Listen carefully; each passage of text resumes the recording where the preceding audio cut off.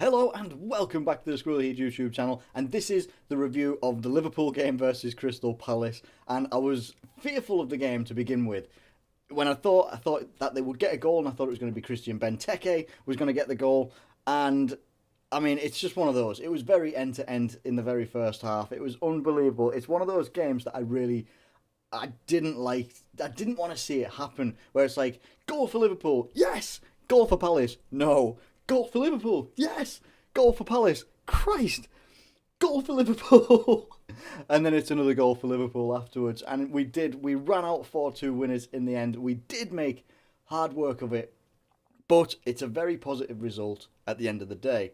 A, because we've won. We got scorers from all over the pitch. Matip getting his first goal for Liverpool. Emre Can getting his first goal in about 8 months, I believe it is. Coutinho pulling the strings. Absolutely wonderful to see him do that. Lovren making up for his mistake that he made in defence to concede a goal. He goes and scores a goal. And then obviously Roberto Firmino, he tops it off with a class chip. And it was absolutely wonderful performance in the end. But watching that game was like, it's trying to preempt having a heart attack. You know, I'm trying to think, what are the things that I can? Yeah, I'm ecstatic. Emre Can scores, and then literally straight away the other end of the pitch, they go and score, and it's a headed goal. And obviously, the main thing that people are going to be talking about isn't necessarily the fact that a lot of people are saying we attacked very well, but defensive frailties are going to keep us from winning anything this year. And what I would say to that is, normally in this type of game, when we would concede a goal in years past, and I'm not just talking in the last couple of years, I'm talking maybe the last 5 years or something like that. What would normally have happened when Emre Can scores, great stuff, but when they score straight away, our heads would drop. Heads would drop. The feelings between the players would drop as well. That positivity that they built from getting the goal would immediately just drop, and the performance starts to slide. The players start to panic. There's a nervousness that gets into the team. The difference is, and it's happened twice in the Crystal Palace game this weekend. It happened twice because they then go and get another goal. Lovren makes up for his mistake that conceded the goal. Makes up for his mistake, gets a nice headed goal, pinpoint precision by Coutinho. Look, it's one of those. We go 2-1, and then bang, they come back into it again, and it's 2-2, and it's another headed goal. This one much more. I can't even say competitive, can I? They pretty much. I think MacArthur had a pretty free run at the header as well. We should have done a lot better in defence, to be honest. But they go 2-2. They still don't give up. Liverpool still don't give up. And Joel Matip with one hell of a bullet header straight at the keeper. So it's like literally straight at his face, and he puts his hands there, and it's too powerful a header for him to keep out of the net. And it goes above his head into the back of the net, 3-2. And you're thinking, right, now second half, second half, we have to make sure that we don't concede any more needless things, because it brings back, for me, it brings back those memories. I don't know about anybody else, but the memories of when I think we were 3-0 up against Crystal Palace about maybe 3 years ago. Yeah, 2013-14. We were 3-0 up against Palace, and they came back. Dwight Gale had an absolute stormer. Katie got brought on as a sub. They absolutely destroyed us in the second half, and it was a 3-3 draw. And that is exactly what I didn't want to happen, and I just had a little bit of a feeling about whether it could happen, but I'm very happy that it didn't. Roberto Firmino in about the 70th minute or something like that gets a nice cheek. And let's credit first of all as well Jordan Henderson and his nice through ball to Roberto Firmino. Just one touch, looks, chips it over the keeper. It's 4-2, and I'm absolutely buzzing. I knew at 4-2, even if they scored another goal, I was confident that we would be able to hold them off. Now, the fact that it finished 4-2, I'm very, very happy about that as well, obviously, because it means that we've A, got the victory, a good victory as well, away from home, to a team that we would normally have a couple of slips against. Last year, we got James Milner sent off, and Benteke, ironically, saved our asses with a penalty and got us a 2-1 victory. It's normally a bogey team for us, and I'm very, very glad to see us get past it. In terms of the defence, look, it's one of those things. We're never going to be perfect, but we aren't the only team in the league that suffer from defensive frailties. We've gone into the 10th game of the season, and the table is really starting to shape up quite a lot. There's pretty much, let me just have a quick look. There's pretty much nothing between the top four. Chelsea are on 22 points after tonight, and the top three are all on 23 points. Goal difference. is making the difference. Now, obviously, if we keep winning and all the other teams around us keep winning as well towards the end of the season, we're going to have to stop shipping goals because it'd be one hell of a thing, to lose anything like Champions League qualification or the notion of winning the title or anything like that, which I'm still not getting involved in, is lost on goal difference. That would be an absolute nightmare. It really would. To go that close and lose on goal difference for anybody would be an absolute nightmare. And that is exactly something that we probably will need to improve on. But at the end of the day, apart from James Milner, the back four, goalkeeper included in that as well, they will get more consistent. I believe they will get more consistent. They will grow. They will get together a lot more. They will make. I think they're just going to make a better defensive unit if they stick together. Start taking out people, chopping and changing people now because we've conceded a couple of goals. I don't think Klopp would do it. I wouldn't do it. I think if you're still winning games, that's okay. And when your defenders are also contributing to the goals, let's not forget Alberto Moreno came into this game. James Milner had an illness through the week, couldn't play the game.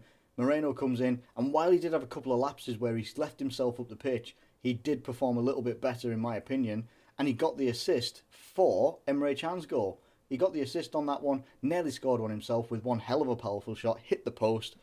He played a lot better than he has done. He did obviously have a bit of a role in them getting one of their goals back, but at the end of the day, that back four, whether you've got Milner in there or Moreno, my preference is still Milner. I would still prefer to have Karius in there in goal as well at the moment. I think stick with him, and I think in a couple of years, or maybe even the next year, he will come good as a goalkeeper. He'll get a lot more confidence, especially if that back four doesn't barely change over the next year, maybe next couple of years. That could be one hell of a defensive unit. Matip is good. Lovren is good. Yes, he had a couple of lapses. Well, he had one major lapse and got back into it in the goals as well. Look, it's a very, very positive result. I'm very, very happy with the result, and I think it's just, it's one of those where you breathe a sigh of relief, even before the 90th minute, even before the referee blows the whistle, because you're waiting, and I don't know about anybody else, but you're almost waiting for the slip up to come and people to be like, Liverpool aren't going to do it. People are waiting for us to slip up. They are waiting for us to slip up massively. And every week that we don't, I think it pisses a couple of people off, maybe a couple of fan bases around us as well, maybe some local ones as well. And I think it also, people don't want to believe that we can challenge for things like the Champions League, perhaps challenge for the title, anything like that. People don't want to believe that because people are saying things like we don't have world-class players.